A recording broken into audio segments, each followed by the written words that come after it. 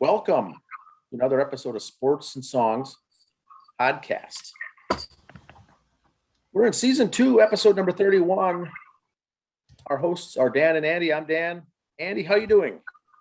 Well, first of all, I know everybody's been concerned for me lately with the Mets, the way they've been playing this week. I'm okay. I'm all right. I still got my colors on. It's been an interesting week. It's been an interesting week for the Mets. Wow. Not good. Not good. I've seen an awful lot of good, funny GIFs on Twitter. I didn't think they were that funny. I didn't. Yeah, they were interesting. We'll put it that way. But boy, they had the lead basically the get-go in the NL East, right? Yeah, I'll be coming out later in the Mets stuff. They were about first place for about 90 days, the most they've been in a long time for first place. A lot of people I heard a lot of people talking saying, "Hey, at the trade deadline, they need a left-hander out of the bullpen, or they're done." That wouldn't have mattered. They haven't had a lead to get to the bullpen anyway since then. So, ouch. I said it there. I said it. They need more offense. Nothing against the team they got. I'm not making excuses. I'm just stating facts, like we said earlier in the year on them. They've been just killed with injuries, pitching and batting wise. They had that one part in the season a while ago where Francisco Lindor was the only original guy from the starting lineup from opening day because everybody else had been on the DL. And now he's on the DL. So the Javi Baez trade helped because it does force Lindor back faster than needed. There's outside scuttlebutt. The ground can be done for the year. As much as he's saying he wants to come back, who knows? But we shall see. We'll cover that part later. Well, it'll be interesting. Today is August 8th, 2021. Like I said, it's episode 37 here, season 2. We're in the thick of things for baseball, football starting, Olympics ending, all sorts of goodies. So what should we start off with? Well, one thing before your trivia question, one stat I want to bring up I heard during the Olympic baseball game. The catcher for Team Japan, I won't blank on him. Nice career. He's had a great career, everything else. In 2018, in the Japan series, which is their World Series, he was such a great defensive catcher. He got the MVP award and did not have one RBI in the entire series. Oh, really? He threw out like 5 or 6 runners. Just defensively, he was such a stud. He still got MVP in a 6-game series without an RBI. Oh, that'd be a good trivia question right there. You'd never see that in major leagues because it's so offensive orientated. Who had the most home runs, who had the most this and that. Not saying defense isn't important, but they just that's the second tier, Well, you know what? We mentioned that on the All-Star Game broadcast. I brought that up. We should have 1 year where each position in the All-Star Game is manned by the person in that position who's got the best fielding percentage in the season, or most putouts, most assists, best fielding percentage, something like that, regardless of their batting average. That should be your All-Star Game team roster. Yep. Or have 2 games, one for offensive, one for defense. Yep. You got 4 days for it now. Why not? Your other men. Well, that's interesting. For no RBIs, the entire 6-game series, and get named the series MVP. Yeah. Well, that did include because in there. They do have tie games. In Japanese baseball, if you go 15 innings, it's considered a tie. But in the playoffs, I did not know that.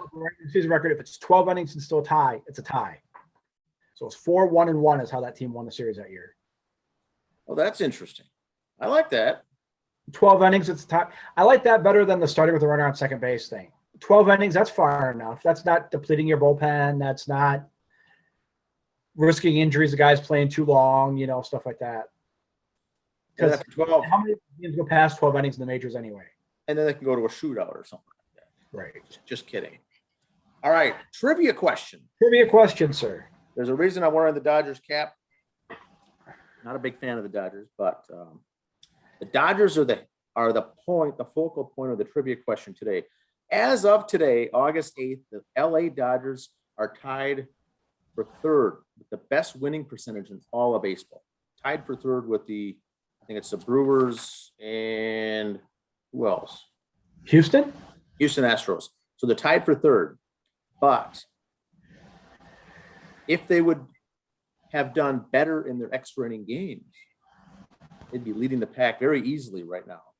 The question for this week's trivia, the question is, what is the LA Dodgers win-loss record in extra inning games in the year 2021 so far? What's their win-loss record? I think typically you try to stay 500. You hopefully are better than 500, but right. You want to be at that. You want to hover at that mark. So at the end of the session here, we'll give the answer to what their current win-loss record is right now, and it's not good. And so not good at all. But it actually surprised me when I saw how bad it is. All right, Andy, let's kick things off with this week's sports show. Here we go. I'm going to start with some good news. We'll work our way up. There he is. Member of the Bison baseball team, Bennett Hausteller, is now playing with the Marlins, Miami Marlins low A affiliate team. Here's their post from the Instagram earlier this week. Wishing him luck in his debut. Later that day, got his first professional hit. Yes, it was a little over a ball, but professional hit's a professional hit. True. So Bison doing well with the Marlins. Speaking of, here we go. Gopher football schedule. Get you all started here. We'll go over our 3 teams we cover. And here's our first few football games coming up. September 2nd already for the Gophers at Ohio State. And if, in case you missed it, or I don't even know if we mentioned it, to tell you the truth, Huntington Bank Stadium. It is not a new stadium. Huntington Bank bought out TCF, which was the name brand for the Gopher football stadium. So it's not another new stadium. Just the company got bought out, and that's the new name. So when you see that there. So the naming rights, but that's a home game here. Gopher, that is a home game, yes. National television against the Buckeyes. The Buckeyes first Thursday night, September 2nd. Wow. So yeah, big screen, big stage for them on Fox. If you see there, according to the big team, Fox will be having that game. Then a couple, and I hate to say non-conference game, I think that's the word to use. Miami of Ohio and Colorado, both good schools. Bowling Green, good school. So that's the Gophers' September schedule. Here we go for the Bison. Their first 3 games in September: Albany, Valparaiso, and at Townsend. And you can always go to these schools' websites where it says watch or listen. You can go to these schools' websites and pick up the games on radio and internet that way too to enjoy. So feel free to do that. And the Bemidji State Beavers starting off at Sioux Falls against University of Sioux Falls on September 2nd. That's also a Thursday game. And then Wayne State, Minnesota State down at Mankato, and Augustana is their homecoming game, August 25th. The CFL, we said we'd start talking some CFL, so here we go. Here's some Gopher players I was looking up that are currently in the CFL. Names in case if you're flipping through you recognize. Here's Mr. Lawrence. He's had a lot of games in the NFL, but they were all as the off-season practice squad members. A lot of his stats are with the Canadian football team. He's made their all-star team twice and was the East All-Star 4 different times, so not too shabby there, young man. Drew here's a wide receiver. Was the Gophers. He's now with Winnipeg from 2017 on. And as you see there, his CFL status is a national. So I don't know if he was originally Canadian or if he became a citizen while he was there. But you only get so many Americans on your roster in Canadian football. He's a national, so that's good for them. Yeah, Grey Cup champion in 2018. And Steven Richardson, a lineman, also played for the Gophers. He's considered the American there. Played for the Los Angeles Chargers on the practice squad for a year. Grey Cup champion again in 2018 as part of that Winnipeg Blue Bombers squad. And here's the finals from the first week in the CFL. Hamilton lost to Winnipeg 19-6. BC over Saskatchewan lost at 29-33 to Saskatchewan. Toronto over Calgary 23-20, and Ottawa over Edmonton 16-12. Here's the schedule for week 2. Thursday, Friday, and a doubleheader Saturday. BC at Calgary, Toronto at Winnipeg, Montreal, Edmonton, Hamilton, and Saskatchewan. Standings after 1 week, you get 2 points for a win, as you see there. So Saskatchewan and Winnipeg, both 1-0. Calgary, Edmonton, and BC with losses. So early yet, though, as they say. And then the East, Montreal didn't play yet because, of course, there's an odd number of teams. So everybody always has a bye week. So 1-0, 1-0. And then Montreal thought a game in Hamilton with their loss. Major League Baseball. Here's our standings here. Tampa Bay. Still, hold on. Look at Boston's dropped they're 2-8 in their last 10. Kind of dropped out there. Tampa's over in first place. That streak there included, I think, Tampa Bay swept Boston at Tampa for 3 games. So that's got to help there in the standings. The Yankees 5.5 out. Toronto has been hot lately. They're 7 out overall, 3 in the wild card, 8-2 in their last 10 along with the Yankees. Boston's falling apart. Central, the White Sox, and then everybody else. Thanks for coming. Kind of good. I think that one's all but over there. I think. The West, Houston, Oakland 3 out, Seattle 8.5 out, 5.5. Seattle's off to a great run there for a couple 3 weeks. Now they're 3-7 in the last 10. So I don't know if they've come back to earth or what happened, but still 4 games above 500 though. Los Angeles has creeped up above 500, but I think their season's all but done too. Okay, fine. There it is. The Mets are in second place. I admit it. It's a 6-game swing between them and Philadelphia in the last 10. So, ouch. Atlanta's only a half game behind the Mets now for second. So, getting kind of tight there in the East. There's the Central. I think, like I said, Milwaukee, I think, has got that all but 1. Cincinnati, they've been hot, but holy cow. That's a lot of games to make up yet. 6 more games. 2.5 back in the wild card, though. So, let's hope Cincinnati does something there. Here's our friends in the West. The wild card and the leaders right there. 4-game lead for San Francisco over the Dodgers, 7.5 over San Diego. Here's our wild card standings. It'd be Boston and Oakland right now in the wild card. Yankees 1.5 games out. Toronto 3, Seattle 3.5, or 5.5. I'm sorry. And then the Angels and the Indians for now, soon to be Guardians. National League wild card is the Dodgers and Padres. Like I said, the Reds 2.5 out, the Mets 6 out in the wild card. But like I said, 6 out in the wild card, 1.5 games in the standings. So I like the 1.5 games number better. Speaking of said Mets, here we go. Here's our schedule for the next 3 weeks. Not making excuses, but just showing. I've heard the saying since I was a kid. Some people hate it. I love it. Good teams win close games, or you beat the teams you need to beat. They're home against the Nationals and the Dodgers, and then they go out west for 7, and they come home again for the Giants and the Nationals. That was a tough 3 weeks for them right there. They need to play at least 600 ball right there. At least.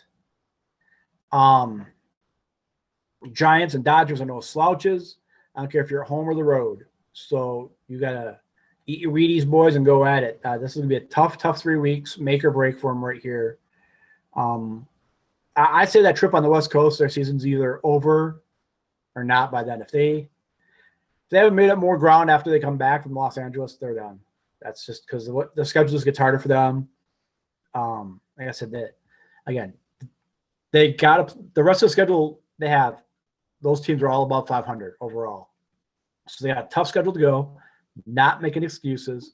They've had the easy schedule already. They had their chance to build a huge lead. They blew it. So now you got to beat the good teams. You got to prove you should be there.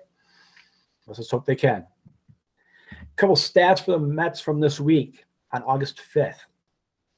With the 4-2 loss to Miami, the Mets are 12-42 at that time when they've scored 3 runs or fewer, compared to 44-10 when they score 4 runs or more. That's probably a 3-4 runs. Yeah, you should have a 44-10 record when you score more than 4 runs. But to be 54 games where you've scored 3 or less, and 54 and you've scored 4 or more, that's not good.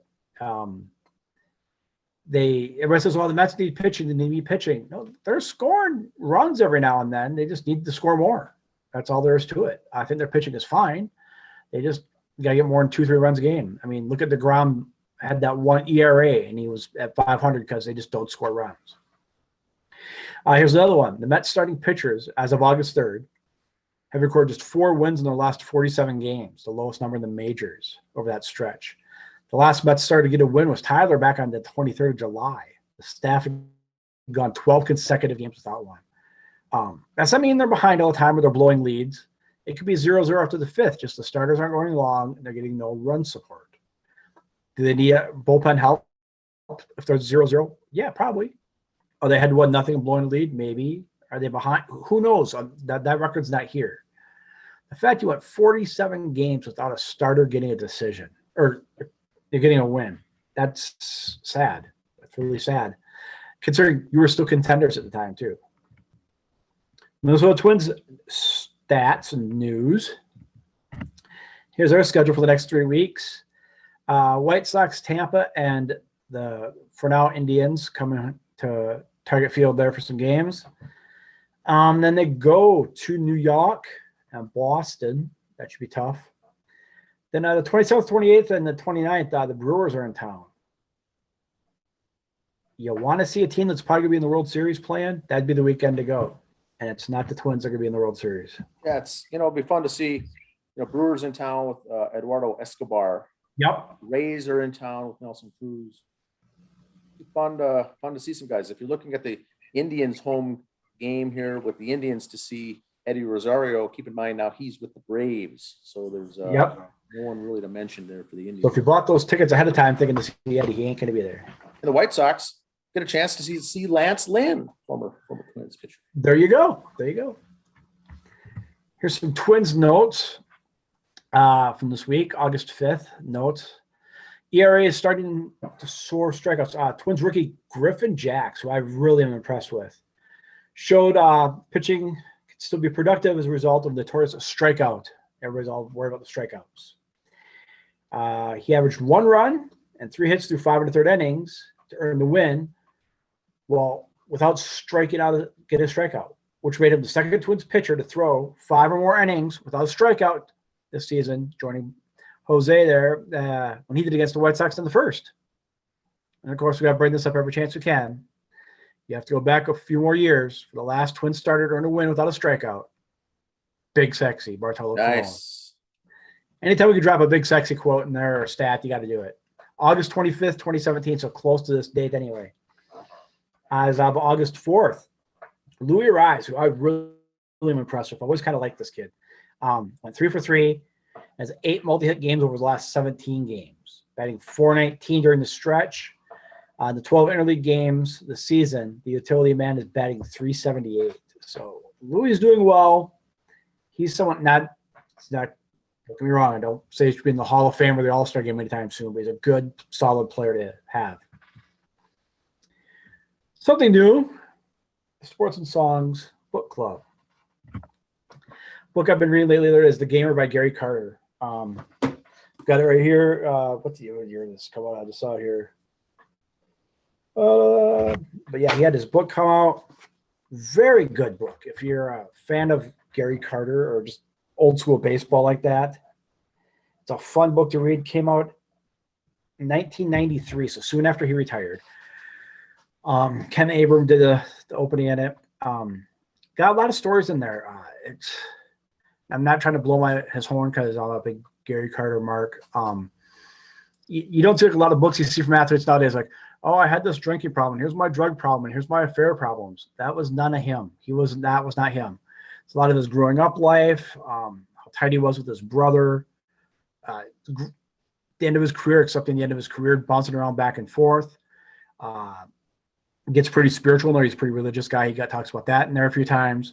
So it's just a good book without being depressed about, oh, boy, his life really went down the crapper here. No, it's just a life story. So Sports and Songs Book Club, there you go. The Gamer by Gary Carter.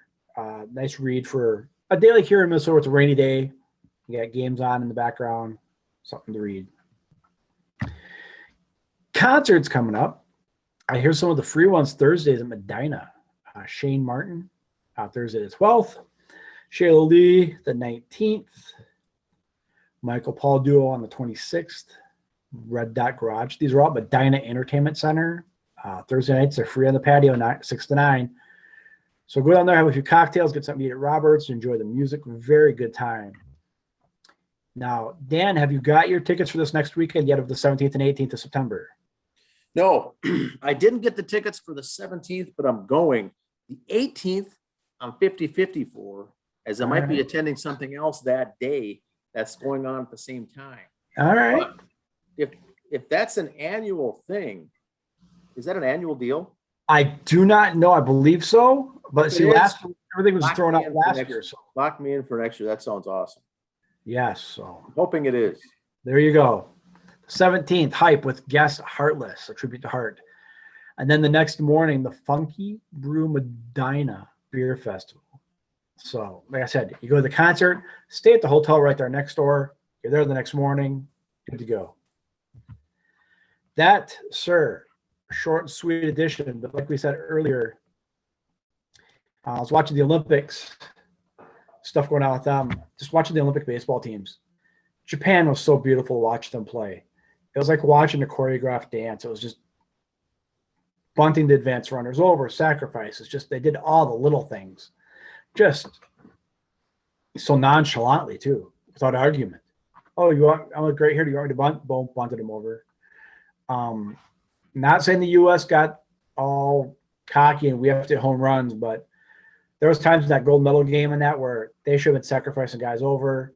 And you can tell by the swings they were trying to hit the 3-run home run with no one on base. It's not going to happen, boys. You should know better. We had a lot of great players on Team USA. I'm looking forward to see a lot of them coming over. We'll see. Twins started with no one on the team, ended up with 2 guys on the team, thanks to that 9. So, but that's always fun to watch. They used to have the World Baseball Classic every now and then in the minor leagues. That was always kind of fun to watch. It's kind of what somebody had said, but the shoot for the next World Baseball Classic when they do that at spring training. And this is just me, be kind of fun to watch. Because like at our Team USA, we had a couple of players who play in Japan. So they were like at their home stadiums there. Have Team Japan in the World Baseball Classic be the Japanese all-star team. Have the Korean all-star team come play. So if there's Americans on it, great. Who cares? That's the leagues, and then we have the American League and National League all-star teams. That's the 4 teams in the round robin. That'd be kind of cool, I think, to have as the World Baseball Classic for minor league baseball for exhibition games. That'd be kind of neat to see. Because we really never get to truly see a true world champion. Because seasons overlapping wrong and this and that. You could kind of say the Olympics are that way. I don't know. You can't wait. Oh, we were done for last month. Oh, but your season's over. Now we can play. No, we've rested. That's not really fair, in my opinion. But yeah, that'd be a cool World Baseball Classic, I think. Have the all-star teams play. That, sir, was my short and sweet. We did see some Minnesotans win in the Olympics. Gabriel Stevenson won wrestling gold medal. Oh, yes. Some say that was an upset. Yeah, because the other guy was favored, but it wasn't like a 1980 hockey team upset either. I mean, he was good. He deserved to be in the gold medal match, but he wasn't predicted to win, so they call it an upset. There has been some complaining about some people about this, that, and the other thing. I've watched the baseball, a little bit of the wrestling, and that's really it. I saw one day I was flipping channels, and I saw the triathlon in the rinks. I thought it was like watching a NASCAR race. I was watching someone to wipe out. They never did. But stuff like that. I'm more a Winter Olympics guy, personally. I think because I am. I just like the Winter Olympics more. I like the hockey, the speed skating, the cross country skiing thing. We do the cross country skiing. And they got to stop and shoot at targets with rifles. That's kind of cool, But one shout out to Eddie Alvarez, second baseman for Team USA. 3rd American ever to medal in both the Winter and Summer Olympics. Yeah, I'm gonna clarify that for the listeners. Say that again. That's an unreal fact. Yeah, he was the 3rd guy to do it. He got it in speed skating a few years ago. A kid from Miami too in speed skating because he'd go rollerblading all the time. So he got the Olympic team on that and medaled. In fact, I think I got the stat here just a second. I had it here. Where'd I put it? Here he is. Nope. Yeah. Eddie Alvarez will become the 6th athlete in history to medal in both Winter and Summer Olympics. Alvarez is the first American man to accomplish the feat since Ed Engen won a gold medal in boxing and bobsledding in 1920 and 1932. So Eddie Alvarez got a silver in speed skating a few years ago, or a couple of years ago. They got the silver here in baseball. First of all, to make the Olympics, you're a great athlete. I don't care what you're in the Olympics for. Now you're in for 2 different sports and 2 different seasons. So it's not like you're in it for track and field and then biking, where you're both Summer Olympic things, where, well, that's kind of a triathlete. That's not really counting. No, winter speed skating and baseball. So like it was track and skating, where it's kind of the same. Yeah, totally different things. That's unreal. So that to me is like that's an athlete. We do 2 different sports. I remember in the 80s, Eric Heiden, speed skater. Oh, yes. He also qualified in the summer a few years later for bicycling, but didn't medal. So there has been other athletes that have done it.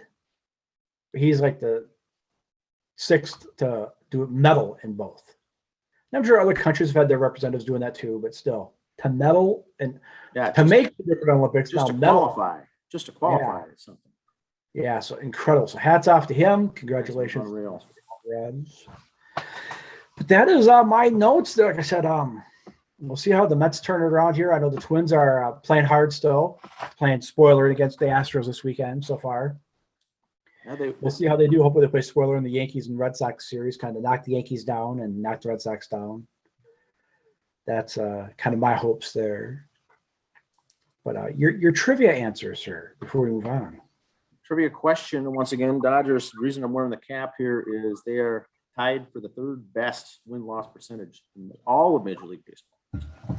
But they would be easily number 1 in first place if they just won a handful of their extra inning games. So the question is, what's the win-loss record for the Dodgers thus far in 2021? Do you have any ideas, Andy? I'd say probably, I don't know the exact number, I'd say probably like a 250 winning percentage, like a 1-4, 2-8 type situation. Well, the answer is they're 1-12. Holy cow. 1-12 in extra inning games for the 3rd best team in Major League Baseball. They would be easily in first place if they, even you convert half of those 6 more wins, they'd be above the Giants. But 12 of those losses are 1-run losses. So number 1, it's not too good a luck. Number 2, I'm a believer that these things swing back around with karma. Yep. You're going to start winning a bunch of these at the end of the season or in the postseason. Right. And it's going to come back and haunt this opposing team. But that's unreal. I couldn't believe that stat. So that's the trivia question for the day. Dodgers are 1-12 here in August in extra inning ball games in 2021. Incredible. Now, kind of like the Mets with not scoring any runs. If they just score a couple more runs, they'd be better off. I've got we got some interesting things to cover here in the sports locally. Minnesota, yes. Within the state of Minnesota, I'm covering all this baseball activity, right? Number 1, over 35 Federal League baseball, the brackets. Trying to keep up with the brackets here. Federal League, it's 2 weekends. They have a state tournament over 2 weekends in the Federal League. That's over 35 baseball. They do first weekend here, and then they have a weekend off, and then they play again. So it's very, very confusing. I've answered this question a couple of times to other people that find it confusing. So I'm going to try to give you a quick overview today. So this first weekend for over 35 Federal League in Class AAA, this is the good teams, the big schools, we'll call them. There's 8 teams that will be dwindled down after this weekend, down to 4 teams left. So 4 of those teams, their seasons will be ending. They'll be packing their bags and cleaning out their lockers here after this weekend. In Class AA, there's 8 teams in AA, and after this weekend, it's going to be down to 6. So really only 2 are saying goodbye after this weekend. They'll be down to 6 teams left going into that next weekend. Class A, the bottom, the low-hanging fruit, we'll call it, but still some very good baseball. There's 11 teams that came into this. After this weekend, they'll be down to 6. So 6 plus 4, we're at, if my math serves correctly, there'll be 16 teams left in the state of Minnesota for Federal League after this after this weekend. And then Now, kind of like high school sports, are they based on town size for AAA, AA, and A? Or are they based on? No, you know what they do? They combine the three divisions. They combine them all together and do a win-loss percentage top to bottom and sort descending order by win-loss percentage. Not because of games played, because they play different amount of games. You can't base it on wins. So they go winning percentage. Top 8 go up. The next 8 are in the bottom 8. And that's where your tournament is. I love it. I'm a big fan of how that works. It gets all the games are evenly matched at this point. Yep. And they've got their own brackets. No one's moving around depending on if they win or lose into the next bracket. Now, the other over 35 baseball league does that. The Senior Men's Baseball Association. They have it, I think, where you got to play the first couple of games, and it'll determine in the state tournament what bracket you end up in. And so things are constantly moving, things are constantly changing. And so that's a real tough one to follow. A lot of the players that are in that league don't even like that format. It's very confusing. You really don't know where you're at. You know, you could lose a game or two almost on purpose, go into the lower bracket and then win it all. You know, so it's kind of loosey-goosey. Now, for that baseball season, they're still in the regular season. Their season ends, I believe, today is their regular season ends in the Senior Men's Baseball Association for over 35. Completely different than the Federal League, but they have a 2-week playoff. The next weekend, first round, and then the weekend after that is final. And so both leagues will finish up there August 22nd. The state tournaments will be done with both of these over 35 leagues. And that will be fun to follow. Follow us on Twitter. A lot of good baseball there. And the thing that they've added last year is a World Series. The top 4 teams from the Federal League versus the top 4 teams in this Minnesota Senior Men's Baseball. They started it last year. The top 4 of each play together in a one weekend tournament. They're going to do that again this year. The second annual over 35 World Series in the state of Minnesota. That'll be held August 28th on August 29th. Where are those at? Very good. They hold that at the Mini Met in Jordan. They get the leagues to come together and play. So this will be fun. Now, the other question that I get to answer a lot is it the top 4 finishers in the tournament that go? What they've done, some teams get hot in the state tournament, some teams choke. What they've done is the top 4 teams in the finish, top 4 best winning record in the Federal League, regardless of how they do in the postseason or the playoffs, or if they lose 2 and they're out, they still qualify to move on to that World Series tournament. So for the Federal League, we've got that. Their regular season's done. So we know that East Metro is going to the World Series. Elko, Minoka Grays, and Lakeville Lobos. They will be, regardless of how they do in the state tournament, those 4 teams get the invite, we'll call it, to the World Series. And the Senior Men's Baseball League will do the same thing. They'll finish up, they'll award 4 teams. And we'll know, I think, already this weekend who those 4 teams will be. We already have the 4, so you get 8 teams meeting. And if you want to watch some good baseball, head down to Jordan Mini Met. That's a 2-day tournament, 8 teams, single elimination, winner take all. Lakeville Lobos won it from the Federal League last year, won the whole thing. So that gets to be interesting baseball this time of year. Now, moving on to amateurs. Yep. It's hard enough keeping track with the brackets. I'm trying to cover, Andy. We're trying to cover Region 7C in particular. Crow River Valley League, very good stuff. Their first round of the playoffs are done. There's down to 8 teams left, and that first round, once again, they do 2 weekends. After this weekend, there's only going to be 6 teams left. 4 teams are going to go to state, so 2 teams will pack it up next weekend. They'll be done. Their season will end. 2 are already going to be done today. In fact, Hamburg Hawks just lost this morning in Plato, 1-0 to Young America, going 0-2 and being bounced out. They were the number 8 seed, not too surprising there. Last couple of innings here this morning was a light drizzle. But Young America has advanced to move on. Cologne and Plato are playing right now at Plato, essentially a home game for Plato. That's an elimination game too. The loser is done. The winner advances. And Plato was the 2 seed going in. And Plato was a 2 seed going in, and the 2 seed in Region 7C, the last 3, or maybe it's been 4 years, I think the record is 1-7 or 0-6 or something. Yeah.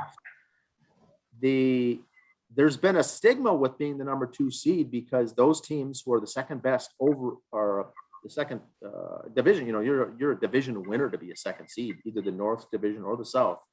And that team, last couple of years, has gone 0-2. Last year, Winstead Wildcats go in as the number 2 seed, lose 2, and get bounced out on the opening weekend. This year, Plato, number 2 seed, gets a home game, and they lose. So they're playing right now as we speak against Cologne in an elimination game. They're hoping to break that streak or snap that streak against Cologne. The winner of that game will play Carver. And then the later game this afternoon, semifinal, Watertown and Brownton. And the winner there will go to qualify for the state. Loser will back down into that loser's bracket. But some good stuff. Now, one thing you mentioned in baseball, Japanese World Baseball, is the bunting, the sacrifice bunting. Yep. You watch a couple of these games at the amateur level, it's almost difficult to watch how no one can effectively lay down that bunt anymore in amateur baseball. And maybe we got spoiled here growing up watching guys like Rod Carew locally do it. Oh my God. And some of these close games in the Crow River, and you get guys that cannot lay down a simple bunt. Not lay it down, but they don't look like they know how to even do it. And right. So the question is, and today in the early game, they had several chances, I think, too. That was Young America and left a lot of guys on base, but they couldn't lay the bunt down. Now, there are some guys in this region that are very good bunters. I'm not taking that away, but it's hard to watch when you get a close game and you can't lay down something as simple as a sacrifice bunt. I've seen a couple get popped up and the catcher. Right. It's the worst case scenario, but this Region 7C is very good. I also like to cover that DRS league, which I'll be focusing more next week. I've been focusing on this Crow River. Very good stuff. Waconia won last night. They punched their ticket to state. The Waconia Lakers beat Carver in a game 4-2 last night in Hamburg. I was at that game. Very good. Very interesting, nonetheless, too, with a game like that. Waconia is ranked number 1 in the state. They will be advancing. Now you get to a point where you can lose 2 games, double elimination. You're still going to state. You're just right. You're just a lower seed. And so this weekend will wrap up, and the next weekend, a lot of these regional tournaments that are going to be going on here in amateur baseball are more of a seeding game. See where they go, see where they get bracketed at for the state. So the other push for that is the teams that don't make it. Those players now are eligible for that draft to be drafted, and each team gets in Region 7C, for instance, 3 players you can draft once this Region 7C tournament is done. And you're trying to get that top pick. You're trying to get that right first rounder, essentially. So you want to win, but if you're still locked into going to state. That Watertown Brownton game that's coming up at 3:00 today is a state qualifier game. They will go, regardless of the seeding. You're just going to be punching a ticket. Watertown went last year. Brownton did not. They are really a long shot, but they've been playing some good ball besides. So that's amateur, and this is all Class C. There's 32 teams are going to make the state tournament in Class C because that's a fun, what I call probably the best tournament in baseball in the state of Minnesota. 32 teams, single elimination Class C state tournament. It's you can't be a slouch to make that make that tournament. They're all good. Now Class A, only 16 teams make it. They will start already next week. There's the last game. 15 teams have punched their ticket to state for Class A as of last night. There's one more game this afternoon. One more game tonight, 7:30 game, and then the brackets will be set for the Class A tournament. That's all teams within the 494, 694 Twin Cities loop. Now, Class B, also only 16 teams make it. Most of those will be determined here this weekend, and then they'll play next weekend more for the seedings in their regions or sections, I'll call them. There's 4 sections, and 4 teams from each section make it. Some of those teams already have locked in. Chanhassen Redbirds are locked in. Burnsville Bobcats are going to state. Victoria Vics, Chaska Cubs. 2 teams from Moorhead, the Brewers and the Mudcats, and the rest will be decided here this weekend. But that's some pretty good baseball as well. It's fun when you get to state, but it's double elimination. So you're not facing elimination. Class C, you're playing every game for your life just to stay alive. Now, you had mentioned, Andy, about the Mets, trying to win some series. It's tough to put together a winning streak or whatnot. One thing I noticed with minor league baseball in class, in the AAA, for instance, or in fact, all the minor leagues, for instance, you're playing 6-game series all in one shot. You're doing all week against one team. And what the Saints have found out, they're playing the poorest team right now in their conference for 6 straight games. They go and win 4 right off the bat, lose 1, and they play 1 more today. So you can really move up and down the standings in minor league baseball, because if you're playing a good team, you're risking losing all straight 6 games. Or a poor team, you can win 6. So it's fun to watch the standings in minor league baseball there, because the swing. Saints they're in 3rd place right now, only 3.5 games out, I believe, but they're playing the Louisville Bats, which is the worst team. Yeah. So you can string off a bunch of wins and you find yourselves right in the hunt, just like that.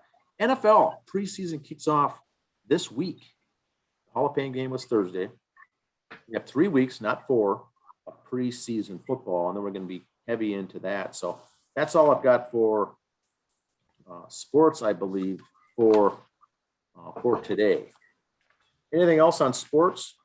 No, just those following the local amateur and other baseballs. Dan's show Wednesday on the YouTube channel.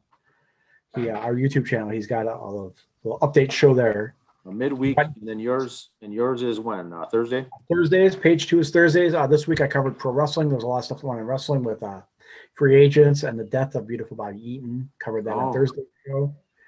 And I know I said last week Thursdays would be Canadian football. I didn't. I'm working on a blog right now.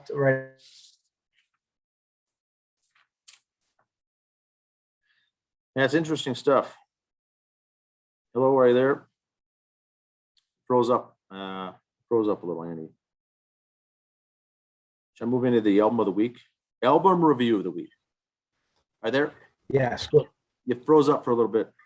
Yep. I'm good now. Go ahead. Album review. Album review of the week. This time it's Love at First Sting, the 9th studio album by German heavy metal band Scorpions. And so let me share I'm gonna share the screen here. And for two reasons. Number one, Scorpions always have some great album covers. Love at First Sting is the 9th studio album by German heavy metal band Scorpions, released March of 1984. The album contains Rock You Like a Hurricane, Still Loving You, and Big City Nights, 3 of the band's most famous songs. The album was recorded in 83 and 84 and in Germany, West Germany. And then they laid down the tracks, and it was one of the very first digitally recorded heavy metal records ever released. 1984, they recorded this digitally, 1984. Kind of breaking, leading edge, as we call it. It became the group's most successful album in the U.S., where it peaked number 6 on the Billboard 200 chart in 1984, went double platinum by the end of the year, and then by 1995, it reached triple platinum. The song Rock You Like a Hurricane reached number 25 in the Billboard Hot 100 charts the same year. Now, this album, 40 minutes, 55 seconds. It's considered heavy metal / glam metal, which I don't know if I necessarily agree with, but I guess they had 4 singles released on this. Now, the album cover on the left was the original one. They had, let's see, they went around to the record companies and showed the original cover and said, are we going to have any problems with this in the record stores, in the stores? We're going to have a problem with this photo. They said, no, it should be fine. Well, they released the album, and guess who had an issue with it? Walmart. Walmart said a little too revealing there. You got a little side boob action there, and they said you got to issue a clean album cover. And so they did that. The album there, the photo on the right, is what they reissued it as a clean album cover. It's the alternative color, not cover, not as controversial as the front one. Now, the photo on the left, the photo was shot by renowned German photographer Helmut Newton, who did a lot of work with Vanity, Playboy, and some other Glamour, I think, magazines. Very good, world-renowned photographer from Germany who did the photo shoot on the left. But he was always into the risque types of things. Walmart didn't like it, so they reissued the one on the right. Here's the song track. Bad Boys Running Wild, Rock You Like a Hurricane, song 2. I'm Leaving You, song 3. Song 4, Coming Home. Song 5, The Same Thrill. To round out the album, there was Big City Nights. And then As Soon as the Good Times Roll, Crossfire, and the final song, Still Loving You. Band members here, personnel: Klaus Mein, lead vocal, Klaus. Rudolf Schenker, brother of Michael Schenker. On guitar, Matthias Jabs, lead guitar. Very underrated. Matthias Jabs, very good guitarist there for the Scorpions. And then on bass was Francis Buchholz, and drums, Hermann Rarebell on the drums. Once again, very good album. It's their 9th studio album. It went triple platinum. But this is what I would call honest to goodness hard rock music. Yeah. This is some classic stuff. Very good. Music videos, very good as well. But this was the album review for the week. Scorpions, Love It for Sting, 1984. Yeah, not glam metal, not hair metal. It was just, I kind of put them there like with like, yeah, they had ballads, but like AC/DC, just in your face, boom, boom, rock and roll. So them, or like a Judas Priest type, just here it is, boom, we're going at it. And if you look at that second album cover, I haven't seen that much leather in my life. Those 5 guys had, holy Christ, you know. So yeah, that was the thing back then though. But yeah, they were a good rock and roll band. Still Loving You, great song. Big City Nights is, I think, my favorite Scorpion song though. This was, I remember when that came out, 14, 15 years old, just being outside. My buddy had a car driving, that was in the car all the time. So that was a very nice driving in the car at very high speeds song. Yeah, these songs were released. The first one, Rock You Like a Hurricane, was released in February of 84. Then the very next month, March, they released Still Loving You. And then they waited till the August for Big City Nights. So that whole summer was Scorpions, 1984. And then I'm Leaving You, they released along with the B track. Holiday was released in November of 1984. Yeah, that was a great album. I wouldn't call that one really a throwaway, but those first 3, my goodness. It was hard to have a fourth. It's hard to have 4 great songs off an album come out. You know, very few have done it. And they went so boom, boom, boom with the first 3. I think they almost should have stopped and gone with their next album, looking back at it, but things are hot. Let's give it a shot. Still the 4th one. I don't blame them for that either, but very good album. Very nice call on that one. Very good. Very good. That's all I've got for sports. Nothing more on music. Concerts, of course, coming up. Heartless will be a good show. And yeah, just like I said, the Olympics are wrapping up. Closing ceremonies, I think, are tonight. for those who haven't gone home already. So you'd mentioned this earlier, Andy, but the closing ceremonies now are done. The baseball roster, of course, now has 2 members of the roster on Twins organization. One will be dropped into AAA for the Saints, and one will go to AA. Not sure who. I think it's Joe Ryan going to AAA. Yep. Simmons. Ryan, he might even be up here at the big club late in the year. It will be good. Now the Twins currently 5th. I think they're the 5th worst team in Major League Baseball right now. Which, if you put a spin on it, Andy, draft next year, get a top 5 draft pick, Minnesota Twins. Yeah. And we're stocking up on that farm system, of course, with those recent trades. And if we add another top 5 player there, things will be good. But all they can do now the rest of the year is play spoiler. They beat Stay Houston. healthy, build your contracts for guys like Alvarez and these other players. Polanco, they're on good seasons. Just secure your spot for next year. Build, have good argument for your contract extensions coming up for those guys. We'll see. I just hope they all stay healthy. Nothing major goes wrong with anybody. And they should. I don't know. Does coach come back next year? I think so. Yeah, and not making excuses again. This just so many things have gone wrong. Injuries, this and that, the other stuff. Sano, like I said last week, they just got to tell him at spring training, don't even bring a glove. You're a DH. You're not going to see a glove this year. Interleague games, you're just going to pinch hit. You're not going to do it. Sorry. If they don't go to universal DH by next year anyway. True. Buxton should be back soon. Rob Ruffsnyder's back. He finished his rehab assignment at St. Paul. He'll be good now. He'll be playing center field until Buxton comes back. That'll be his spot there. And but like you said, Griffin Jack's good outing. Bailey Ober has been looking good. Some of these young guys. Fun to watch. Like we mentioned earlier beforehand, for the Mets, Cookie's had a good couple outings. Syndergaard's still on track to come back. Outside scuttlebutt, DeGrom may not. I think if they're like I said, these 2 weeks against the West Coast teams, they keep sliding. It's not my checkbook, so it's easy to say, but I'd say bench DeGrom the rest of the year. Just be healthy for next. Don't force anything. If you didn't learn anything from Syndergaard, trying to force him back. That was his problem a couple of years ago. Syndergaard got too big. Got too strong, and that's why he got hurt and got all his injury problems. Just let them all sit and get healthy and come back next year like a ball of fire. Awesome. That's all I've got for this show. Remember, Vikings, Broncos, Saturday, 3 p.m., preseason game number 1. Keep following on Twitter. Dan was updating a lot on Twitter of the town ball stuff and other ball, DRS, 35-plus league, all those others on Twitter. Instagram, I'll be posting some stuff there here and there, but Facebook we post a lot also. Awesome. Busy time of year. It's also fun. Good stuff. Fun. All right. See you guys next week. Have a good week.